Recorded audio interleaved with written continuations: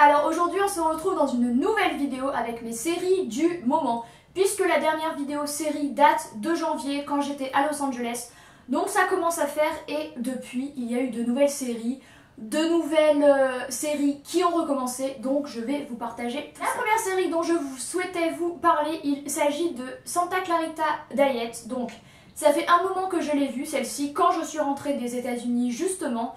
On l'a regardé avec mon copain et fin février, début mars, on l'avait fini. Donc c'est une série vraiment un mélange entre, je dirais que c'est de l'humour noir ou comique. Pourtant le sujet est assez tragique puisqu'une mère de famille du jour au lendemain va devenir un zombie. Donc voilà, et elle va manger de la chair humaine et des humains. Donc effectivement ça fait un peu post-apocalyptique, ça fait un peu dégueu, mais c'est traité de façon vraiment très drôle et avec de l'humour noir. Du coup ce n'est jamais trash ni dégueu, on a de l'affection pour cette femme, pour sa famille, et ce qui est très très drôle c'est que son mari, joué par Timothy je ne sais plus quoi, trouve totalement normal que sa femme se nourrisse de sang humain et de chair humaine. Du coup c'est très très drôle parce que l'attitude du mari est totalement normale, comme si la situation n'avait rien de singulière, et du coup c'est vraiment très drôle. C'est interprété par Drew Barrymore et Timothy je sais plus quoi. Justement ça se passe dans une petite ville qui s'appelle Santa Clarita, vers Los Angeles, donc du coup ça me permettait de continuer un peu mon séjour. C'est une série que je vous recommande vivement, il y a seulement 10 épisodes il me semble. Le format est court, 30 minutes si je me souviens bien. Du coup, ça s'avale très très vite, c'est vraiment très drôle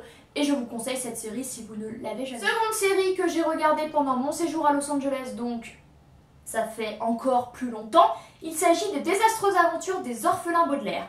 Alors les désastreuses aventures des orphelins Baudelaire, écrites par Lemony Snicket, il me semble, c'est une série de livres de 13 tomes, si je ne dis pas de bêtises, qui était publié lorsque j'étais enfant-ado. Du coup j'en ai lu plusieurs, j'avais adoré cette saga avec ces trois enfants, Violette, Klaus et Prunille, qui sont trois orphelins et qui de livre en livre sont amenés à être chez des tuteurs différents. Tous plus bizarres les uns que les autres, ils sont toujours poursuivis par l'oncle Olaf qui est un méchant homme, c'est le moins qu'on puisse dire, qui souhaite les tuer.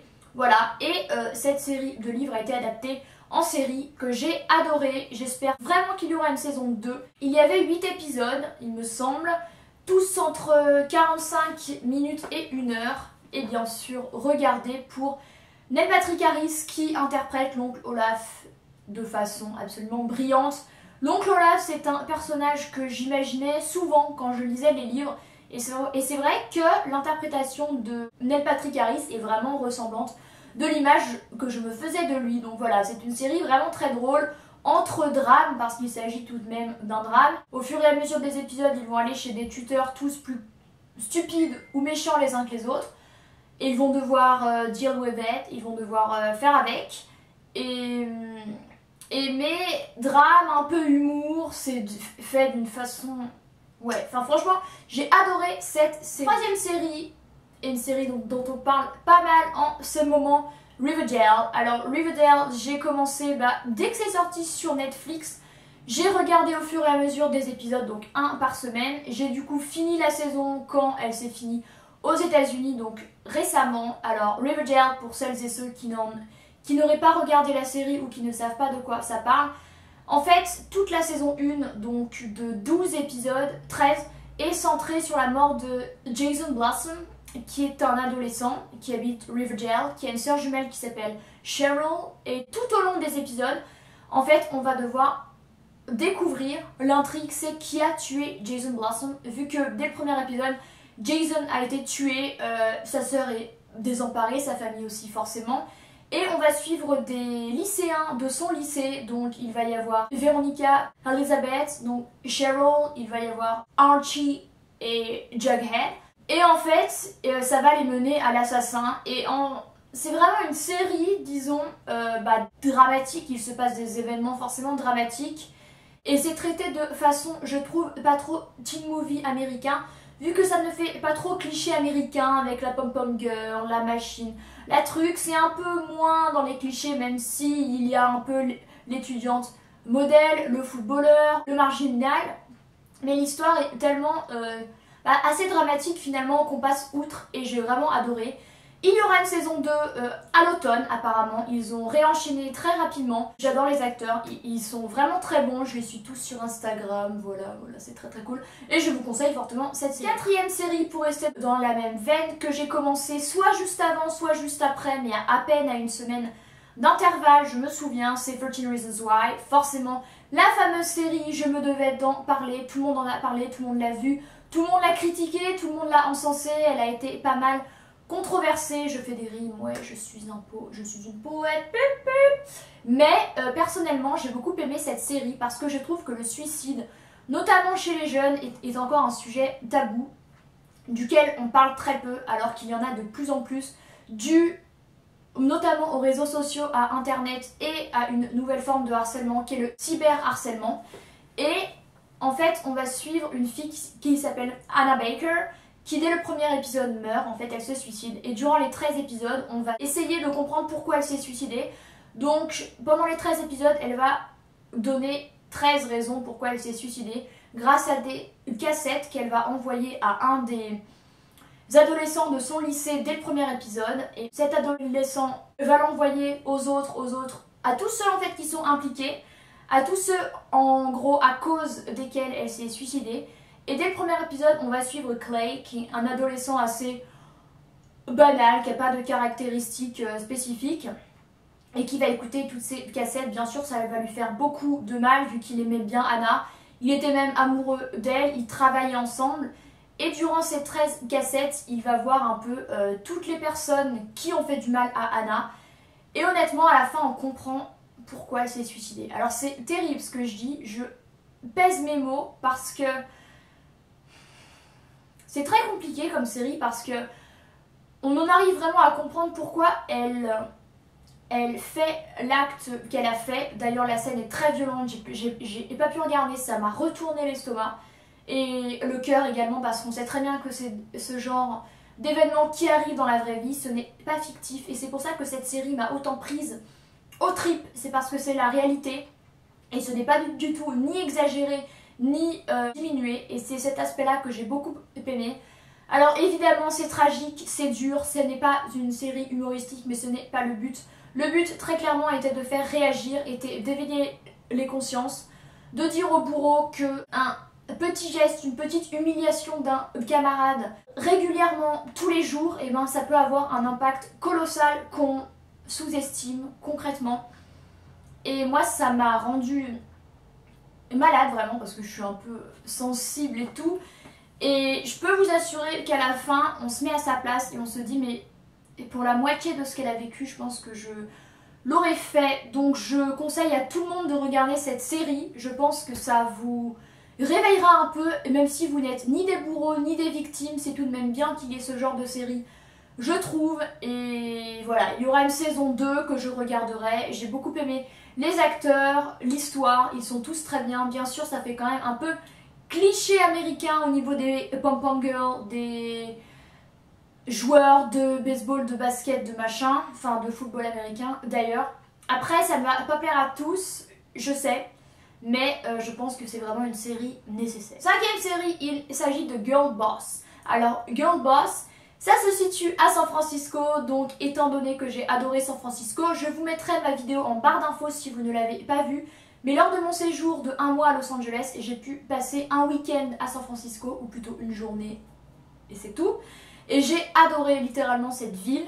Donc du coup, quand j'ai vu que cette série se déroulait à San Francisco, j'ai direct cliqué dessus. En plus, elle est jouée par Britt Robertson, qui jouait aussi dans The Secret Circle, que j'aime bien, qui est vraiment cool. Et en fait, c'est l'histoire vraie ou un peu remodifiée de la créatrice Sophia, je ne sais plus, qui a créé le site Nasty Gal. Voilà, donc c'est un peu son histoire et c'est vraiment trop cool. Voilà, c'est frais, c'est pétillant, dynamique. On suit cette jeune femme de 23-24 ans à San Francisco qui galère, qui n'arrive pas à trouver un job, qui un jour va aller dans une boutique vintage et va trouver des vêtements et va décider de créer son propre business sur eBay, Nastigal Vintage, où elle va vendre des fringues vintage à des prix assez conséquents et un jour elle va créer son propre site. Enfin bon, c'est vraiment super cool. J'adore cette série clairement parce que c'est super frais et je trouve ça vachement cool et j'en suis actuellement à l'épisode 12, voilà, donc j'avance petit à petit, mais j'adore. Autre série que je regarde en ce moment, que j'ai reprise, il s'agit de The 100. Donc The 100, je vous en ai déjà parlé dans ma vidéo, mon top 10 de mes séries préférées, c'est toujours une série que j'adore, toujours autant, voilà, je me répète un peu. J'en suis actuellement bientôt à la fin de la saison 4, au moment où je filme, j'en suis à l'épisode 11 de la saison 4. Donc The 100, c'est de plus en plus violent, voilà. Je vais vous dire un peu le pitch pour celles et ceux qui ne le sauraient pas. Mais il s'agit de 100 adolescents qui, dès la première saison, vont se retrouver sur Terre après avoir habité pendant des décennies dans un vaisseau spatial. Puisque la Terre n'était plus viable, il y avait des radiations, tout ça, donc ils ont dû trouver ce moyen-là pour survivre. Sauf que dans ce vaisseau spatial, il va y avoir un problème d'oxygène. Donc c'est soit ils envoient ces ados sur Terre pour voir si la Terre est de nouveau habitable, soit ils meurent. Donc ils vont le faire, ces ados vont survivre, ils vont se retrouver bien sûr confrontés à des problèmes de guerre vu que sur Terre il y a les Grounders, donc les terriens, des personnes qui ont réussi à habiter sur Terre malgré les radiations et du coup qui ont un système immunitaire vachement plus fort que le leur est différent. Et là, la saison 4, je vais pas tout vous spoiler, mais ça part un peu en vrille, voilà. Il y a toujours des problèmes à la fin d'une saison et même au milieu de la saison. On se rend compte qu'ils vont jamais être tranquilles. Il y a toujours un truc qui va faire qu'ils sont en danger de mort tout le temps. Ils font des alliances, des guerres avec les clans sur Terre. Enfin bon, il se passe vraiment plein de trucs, mais je continue assidûment cette série parce que j'aime beaucoup. Donc si vous aimez le fantastique, la science-fiction, tout ça, je vous invite à les regarder. Et je vous invite également à regarder ma vidéo où j'en parle plus précisément. J'ai repris également Pretty Little Liars que je regarde en même temps que la diffusion américaine. Voilà, on en est à la partie B de la saison 7. Alors je sais qu'il y en a pas mal d'entre vous qui ont lâché parce que ça les a saoulés. C'est vrai que c'est un peu redondant, mais ça fait toujours partie d'une de mes séries préférées, voire ma série préférée parce que ces filles, voilà, elles m'émeuvent, je les ai prises d'affection complètement, c'est un peu devenu mes amies. C'est complètement bizarre de dire ça comme ça, mais elles ont tellement vécu de trucs durs. D'ailleurs, effectivement, elles ont tellement vécu de trucs qu'on se demande pourquoi elles cherchent toujours A. Donc voilà, je vous ai un peu spoilé. Si vous n'étiez pas au courant que dans la saison 7, il y avait toujours un A, il y a toujours un A, sauf qu'il s'appelle AD. Elles sont toujours en fait dans cette quête de lui, ou plutôt dans essayer de trouver qui c'est. Il les menace, ça devient de plus en plus violent, mais voilà, je continue assidûment parce que j'adore Pretty Little Liars. Une autre série, il s'agit de Empire. Donc, j'ai repris au moment où ça a repris, ou 2-3 semaines après. Empire, j'en parle aussi dans une de mes vidéos que je vous mettrai en barre d'infos. Mais il s'agit d'un couple afro-américain à New York qui a créé une entreprise de production musicale, voilà, dans le hip-hop, dans le rap. Et voilà, donc j'en suis actuellement à la saison 3. Il y a toujours des manigances, des trahisons, des alliances, des problèmes. Voilà, donc en fait c'est au sein de cette société avec les enfants, le père, la mère, il y a toujours des rivalités et plein de choses qui arrivent, mais c'est vraiment trop bien. Alors certes, je préférais largement les musiques de la saison 1 et 2 qui étaient beaucoup mieux. Là il y a pas mal de rap avec le fils cadet qui s'appelle Hakim. Du coup c'est un peu, enfin moi j'aime moins. Mais l'histoire est tout de même bien, voilà. Après, un coup, ils sont en alliance avec lui, ensuite ils lui font la guerre, après c'est un peu pénible, mais je continue tout de même de regarder. Une autre série que j'ai un peu arrêtée, mais il faudrait que je reprenne, c'est Girls. Alors Girls aussi, je vous l'ai mise dans mon top 10 de mes séries préférées. Produit, scénarisé, joué par Lena Dunham, voilà. Donc 4 filles à New York, leur vraie vie, qui vivent à Brooklyn. C'est un anti-Sex and the City, donc ce n'est pas du tout la vie rosa paillette des filles à Manhattan qui marchent en Jimmy Choo. Et du coup c'est très frais, là on en est actuellement à la saison 5 il me semble. En fait j'avais vu la pub sur des gros panneaux publicitaires à Los Angeles et je me suis dit dès que je rentre, je m'y mets. Donc je m'y suis mise et voilà. C'est toujours, on suit toujours la vie de ces femmes là. C'est toujours aussi bien, bien que je préférais un peu les saisons précédentes. Mais si vous ne connaissez pas cette série et que vous n'êtes pas trop série cliché américaine, honnêtement, regardez. Par contre, c'est un peu cru, je ne vous cache pas, il y a pas mal de sexe. Lena Dunham aime bien faire tout devant la caméra, se mettre à poil, se mettre à nu, comme on dit, au sens propre comme au figuré, mais c'est vraiment assez brillant et très très drôle surtout. Il y a également The Get Down, produit par Baz Luhrmann, voilà, qui a fait le film Gatsby le Magnifique, entre autres. Vous en avez entendu parler beaucoup, je pense. J'ai également fait une vidéo où je mentionne cette série, New York dans les années 70 ou 80, à l'avènement du disco, des jeunes qui habitent dans le Bronx, qui essayent de se sortir de la misère grâce à la musique. Voilà, donc on va suivre ces jeunes-là. J'ai repris la deuxième partie, j'en suis au 7e épisode de la saison 1, il faudrait que je reprenne. Mais toujours de la musique, toujours des images qui claquent, toujours des caractères bien trempés. C'est vraiment cool et je fais ça avec mes bras parce que je suis emmenée dans le groove. Et dernière série dont je voulais vous parler, dont je vous ai déjà parlé, mais que je reprends, il s'agit de Master of None, joué par Aziz Ansari, qui est un acteur américain d'origine indienne. C'est un gars qui est humoriste et c'est super super drôle. C'est lui qui a scénarisé ou produit sa série et qui joue dedans. Donc voilà, c'est un américain qui dans la première saison vit à New York. Là c'est la saison 2, donc j'ai repris avec plaisir. Et là dès le premier épisode, ça se passe à Modène en Italie. Donc c'est cool de le voir un peu dans un environnement différent.